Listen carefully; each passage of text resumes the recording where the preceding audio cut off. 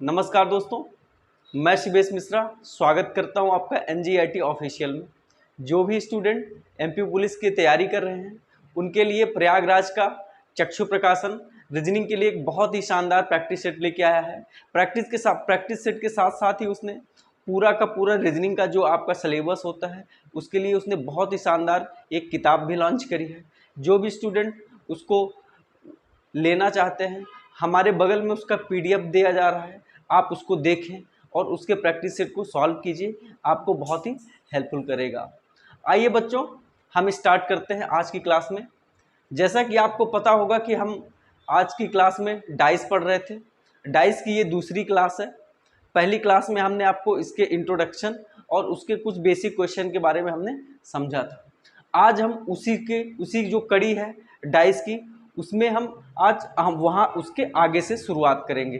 तो जैसा कि आपको हमने बताया था कि डाइस यानी कि पासा, पासे से संबंधित हमने आपको बताए थे 4 तरीके के प्रश्न यहाँ पर सामान्यतः पूछे जाते हैं। 4 तरीके के प्रश्न वो कौन कौन से होते हैं? जब पासे की एक फिगर दी गई रहती है तो वहाँ से संबंधित प्रश्न पूछे जाते हैं। उसके बाद आता है कि जब पासे से संबंधित 2 फिगर दी गई हो, और एक तीसरा बनता है कि जब पासे में 2 से ज़्यादा फिगर दी गई होती हैं, और एक चौथा बनता है कि जब पासे ओपन पासा, जिसको कहते हैं खुला पासा। तो इस तरीके से चार टाइप के प्रश्न यहाँ से बनते हैं। हमने इसके पहले टाइप पर बात की थी और लगभग उसको हमने देख लिया था। आज हम बात करेंगे टॉप पासे की दूसरे टाइप पर, यानी कि पासे की जब 2 पोजीशन दी गई हैं। दरअसल ये पासे की जो 2 पोजीशन दी गई हैं तो ये एक ही पासा होता है, लेकिन इसको देखने का नज़रिया अलग अलग रहता है कि इसको पहले एक खास एंगल से दिखाया जाता है और दूसरी जो फिगर रहती है उसको दूसरे एंगल से दिखाया जाता है। इसी तरीके से जब पासे की कई आकृतियां दी गई रहती हैं तो वहाँ पर कई पासे नहीं रहते हैं, दरअसल एक ही पासा रहता है। उसके जो 6 फेजेस होते हैं, जो उसके 6 सरफेस होते हैं, तो 6 पर सरफेस को अलग अलग सरफेस से उसको दिखाया जाता है। इसलिए लगता है कि ये एक पासा नहीं कई पासे हैं, लेकिन हमें वहाँ पे कंफ्यूज नहीं होना है। वहाँ दरअसल एक ही पासा है, उसको दिखाने का वो तरीका अलग अलग दिखा रहता है। तो आइए शुरू करते हैं आज की क्लास को। तो जैसा कि आपको आज हेडिंग डालेंगे कि जब पासे की, ये टाइप 2 है, जब पासे की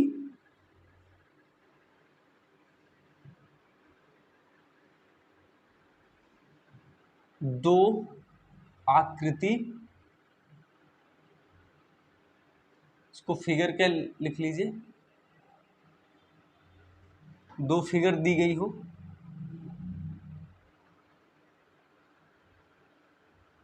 आप लोग इसको लिख लीजिए कि जब पासे की 2 आकृति या फिगर दी गई हो उससे संबंधित यहाँ पे 3 केस बनते हैं।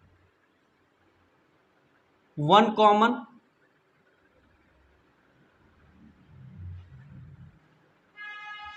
फिर दूसरा केस 2 बनता है,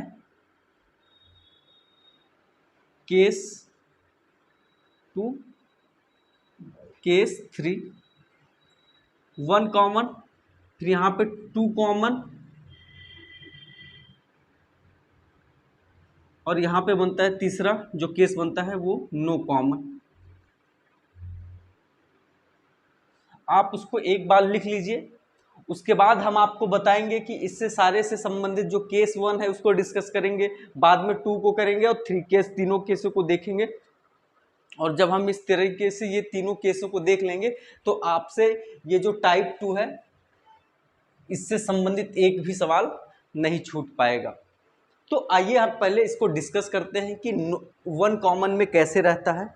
तो जैसा कि आपको पता होगा, हमने जैसे उस हेडिंग से ही आपको दिख रहा होगा कि जब पासे की 2 फिगर दी गई हो और वहां पर यह दिया गया है कि 1 कॉमन, तो इससे संबंधित एक सवाल लेते हैं, एक क्वेश्चन लेते हैं।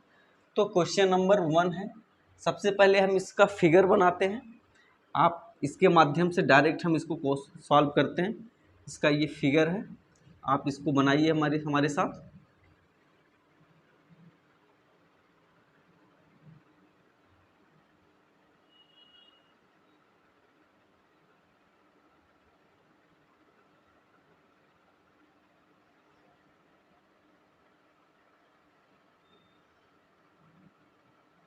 ये जब पांसे की दो फिगर दी गई हो, जब पांसे की दो फिगर हो गई तो ये दो फिगर हो गई है।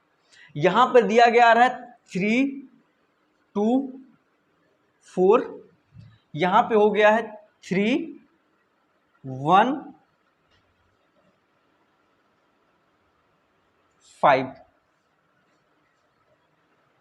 सॉरी 2 5 1, ये हो गया। अब जैसा कि आपको हेडिंग से पता चल रहा होगा कि ये हमने यहाँ पे कौन सा सवाल दिया जा रहा है, जब पांसे की दो फिगर हो, यानी कि इस सवाल में आपको दो फिगर दिखाई दे रही हैं, फिगर नंबर 1 और ये आपकी 2 हो गई। अब आप देख पा रहे होंगे कि इन दोनों में से एक नंबर कॉमन है। आप देखेंगे 4 है, 3 है, 2 है, 5 है, 2 है, 1 है। तो यहाँ पर कॉमन क्या नंबर आ रहा है? 2 आ रहा है। यहाँ पे भी क्या आ रहा है? 2 आ रहा है। तो अब इसको कैसे सॉल्व करते हैं, इसको कैसे हल करते हैं? पहले आप इसकी फिगर बना लीजिए, फिर हम इसके बारे में आपको बताते हैं, इसको सॉल्व करते हैं। तो जैसा कि आप देख पा रहे होंगे कि यहाँ पर एक नंबर जो कि 2 है वो यहाँ पे कॉमन आ रहा है। तो हम क्या करेंगे कि जो 2 कॉमन रहता है उसको हम यहाँ पर लिख लेंगे, फिर उसके बाद इसको क्लॉक वाइज डायरेक्शन में रोटेट कराएंगे और उसके नंबर को लिखते जाएंगे। तो यहाँ से क्लॉक वाइज में अगर हम कराएंगे तो 2 के बाद क्या आ रहा है? 4 आ रहा है, और 4 के बाद क्या आ रहा है? 3 आ रहा है, और यहाँ पे भी 2 कॉमन है, तो इसको भी हम क्लॉक वाइज डायरेक्शन में रोटेट कराएंगे। तो उसके बाद हम देखेंगे तो क्या आ रहा है? 1 आ रहा है, और उसके बाद क्या आ रहा है?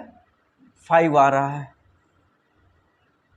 तो आप देख पा रहे होंगे कि 2 है, इसके बाद 4 आ रहा है, 3 आ रहा है, और जब आप इसमें देख रहे हैं, दूसरे फिगर में आप देख रहे हैं, तो आप देख पा रहे होंगे कि ये 2 है, ये 1 है, और ये 5 है। तो इस तरीके से 3 के अपोजिट में क्या आएगा? 5 आएगा। 4 के अपोजिट में क्या आएगा? 1 आएगा, और जो इसमें बचा नंबर रहेगा, उसमें क्या नंबर बच गया है? वो बच रहा है 6 बच रहा है। तो 1 2 3 4 5 6 ही सरफेस होती हैं, यहाँ पे सारी आ गई। अब बच क्या रहा है?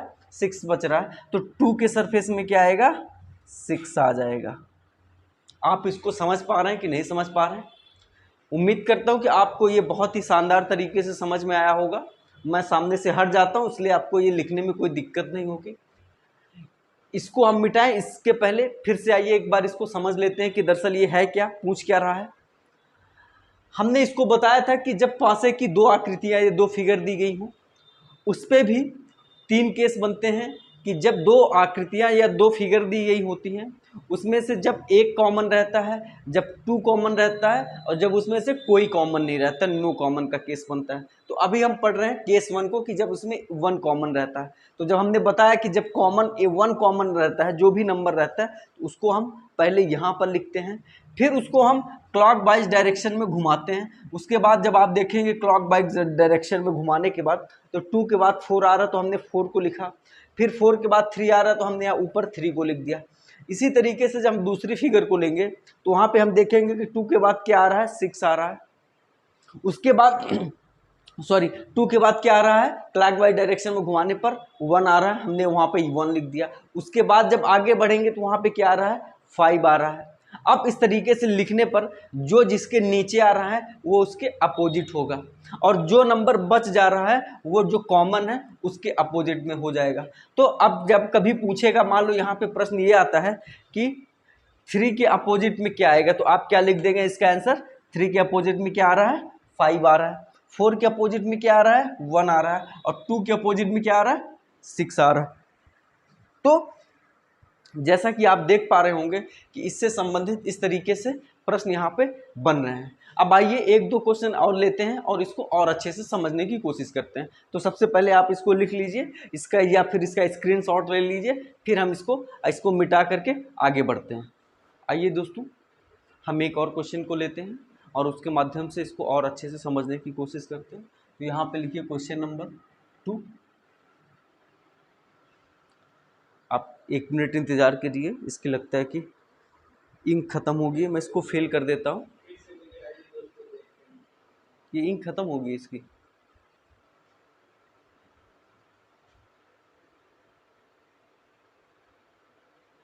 ये कैसे होगा बताओ?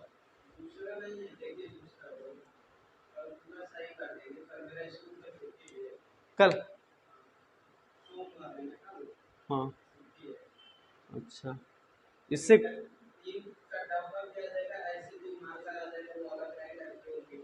अच्छा नहीं बन रहा है आज, है ना? चलो, मज़ा नहीं आ रहा है, कल करें। एक एक जैसा तुम बोलो। हाँ, हम बना देते हैं, एक तो बना ही देंगे, आधा बन ही गया, आधा और बना देंगे। हाँ,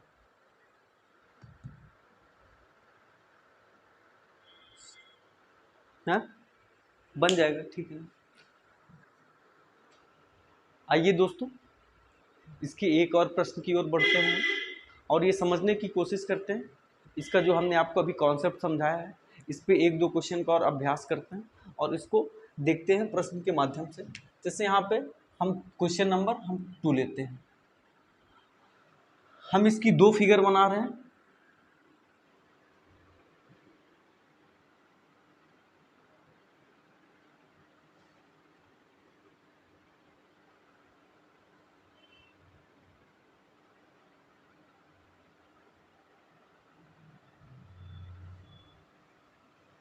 आप उस पर नहीं जाइएगा, बहुत अच्छा फिगर नहीं बना, फिर भी आप इसको देखिए। जैसे हमने आपको बताया कि 4 है, 5 है, 6, 4 5 6। हमने यहाँ पे लिया है 4 है, 3 है और यहाँ पे हमने क्या किया है 2। अब यहाँ पे ये पूछ दे रहा है कि 6 के अपोजिट में क्या आएगा।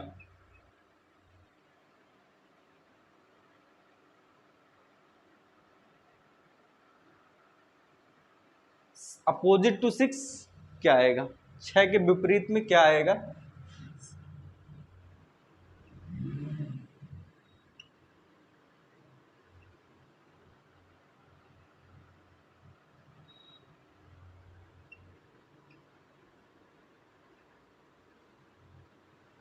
ये व्यापम में आया हुआ क्वेश्चन है, तो आप लोग इसको देखिए और फिर हम आपको बताते हैं कि आप इसको एक बार ट्राई कीजिए कि आप इसको कर पा रहे हैं या नहीं कर पा रहे हैं, उसके बाद हम आपको बताते हैं। तो जैसा कि आप देख पा रहे होंगे कि यहाँ पर सेम कॉन्सेप्ट लागू हो रहा है और यहाँ पर वही चीज़ है कि 1 कॉमन। अब हमें देखना है कि इस पर कौन सा 1 कॉमन है। तो आप देख पा रहे हैं ये जो 4 नंबर है, ये दोनों में ये नंबर कॉमन है। तो सबसे पहले जैसा कि हमने आपको बताया था कि हम पहले कॉमन नंबर को लिख लेते हैं, उसके बाद हम इसको एक साइड में ऐसे करते हैं और दूसरे साइड में ऐसे। हम पहले फिगर को लेंगे और उसको क्लॉक वाइज डायरेक्शन में रोटेट करते हैं। क्लॉक वाइज डायरेक्शन में जब इसको हम रोटेट करेंगे तो इसके बाद क्या नंबर आएगा, इसके बाद आएगा 6 आएगा। फिर इसके बाद कौन सा नंबर आ रहा है, यहाँ पे 5 आ रहा है, ये नंबर हो गया। अब हम फिर दूसरे फिगर को लेंगे, दूसरे फिगर को लेने में देखेंगे कि हमारा क्या नंबर है, उसमें कॉमन नंबर 4 ही आ रहा है। अब इसको हम क्लॉकवाइज डायरेक्शन में जब हम इसको रोटेट करा रहे हैं तो हम आप देख पा रहे हो कि उसके बाद कौन सा नंबर आ रहा है, 2 नंबर आ रहा है। उसके बाद कौन सा आ रहा है, 3 आ रहा है। तो यहाँ पे आप देख पा रहे होंगे कि 6 के अपोजिट में क्या आ रहा है, 6 के विपरीत में क्या आ रहा है, ये 2 आ रहा है। 5 के विपरीत में क्या आ रहा है, अपोजिट टू 5, यहाँ पे 3 आ रहा है। अब ये जो 4 नंबर है इसके विपरीत में क्या आएगा, इसके विपरीत में जो बचा हुआ नंबर है यानी कि 1। तो आप ये देख पा रहे होंगे कि हमने इसी माध्यम से, क्लॉकवाइज डायरेक्शन के माध्यम से हमने इसको बहुत ही आसानी से समझा और हमने इसमें 2 क्वेश्चन करने के बाद हमने ये देखा कि इसका क्वेश्चन कितनी आसानी से हो जा रहा है। तो उम्मीद करता हूँ कि ये कॉन्सेप्ट आपको समझ में आ गया होगा। आप इसको यहीं पर अंत मत कर दीजिए, अगर आपको सीखना है तो लगातार इसकी प्रैक्टिस कीजिए। आप जो भी आपको पास बुक है या जो बुक आपको सजेस्ट की गई है आप उसके बुक को लीजिए, प्रैक्टिस सेट के माध्यम से इसको बहुत सारे क्वेश्चन को लगातार लगाइए। आप पाएंगे कि आप दिन ब दिन आपके अंदर एक सुधार आएगा। तो आप इसको देखिएगा। अब हम आगे की ओर बढ़ते हैं। जो दूसरा कॉन्सेप्ट है हमारा कि जब टू कॉमन हो, यानी कि जब पासे की 2 फिगर दी गई हो और उसमें से 2 नंबर गिवन हो, 2 नंबर कॉमन हो, तो उसको किस तरीके से सॉल्व किया जाता है तो आप इसका एक स्क्रीनशॉट ले लीजिए, उसके बाद हम उसमें दूसरे टॉपिक में या दूसरे टाइप में चलते हैं। आइए दोस्तों, हम अपने अगले क्वेश्चन की ओर बढ़ते हैं। आप देख पा रहे होंगे कि हमने जब बताया कि केस 2 है ये, केस 2 में हमने आपको बताया था कि जब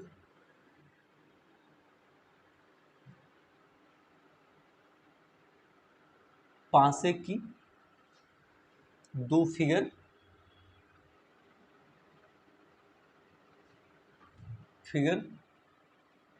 दी गई हो, जब पासे की दो फिगर दी गई हो उनमें दो कॉमन हो, तो इसको किस तरीके से सॉल्व करते हैं।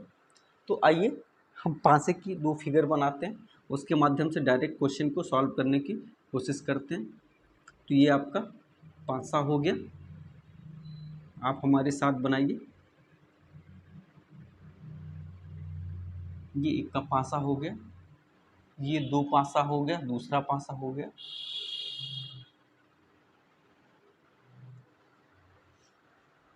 आप देख पा रहे होंगे, हम यहाँ पर इसमें नंबरिंग करते हैं 3 4 2 2 4 1। आप यहाँ पे देख पा रहे हैं कि यहाँ पे ये दो नंबर 2 और 4 यहाँ पे भी है, और ये 2 और 4 यहाँ पे भी है। अब ये पूछ दिया जाएगा कि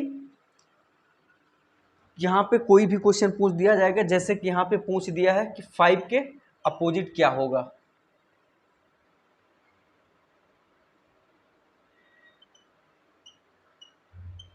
अपोजिट टू 5, बट अभी आपने जो आपको कॉन्सेप्ट पता है वो आपको जनरल डाइस और स्टैंडर्ड डाइस का पता है, सामान्य पासा, मानक पासा। उसके बाद आपको पता है जो कि 1 कॉमन दिया रहता है कि आप उसको क्लॉकवाइज डायरेक्शन में घुमा करके आप पता करते हैं। अब यहाँ पर आपको कैसे पता होगा, आप यहाँ पे कैसे निकालेंगे। तो जब दो कॉमन दिए रहे और उसकी दो फिगर दी रही है, तो वहां पर देखेंगे कि जो दो कॉमन है उनको छोड़कर जो नंबर आपस में बच रहे हैं तो एक दूसरे के वो विपरीत होंगे। यानी कि जो कॉमन है उसको हटाने के बाद जो दो नंबर आपस में बच रहे होंगे वो एक दूसरे के विपरीत होंगे। इसके अलावा कोई भी सर्टेन आंसर नहीं दिया जा सकता है, इसको भी पॉसिबिलिटीज के आधार पर सॉल्व किया जाता है।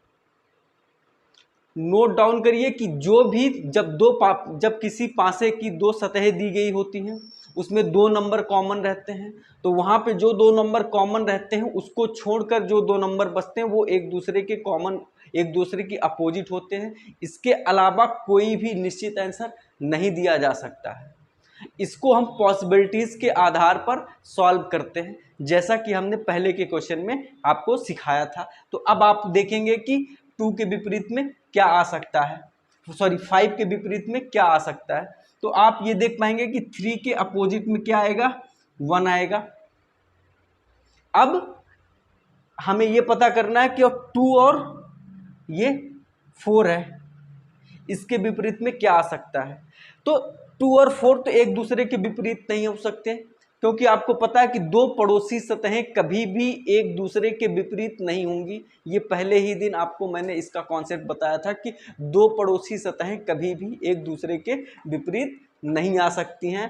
तो 2 और 4 के विपरीत में क्या होगा, तो 2 और 4 के विपरीत में जो दो नंबर बच रहे हैं वो होंगे, यानी कि या तो 5 आ सकता है या तो 6 आ सकता है। लेकिन ये निश्चित तौर पर हम नहीं कह सकते हैं कि ये 2 और 4 के विपरीत में क्या आएगा, 5 आएगा या 6 आएगा।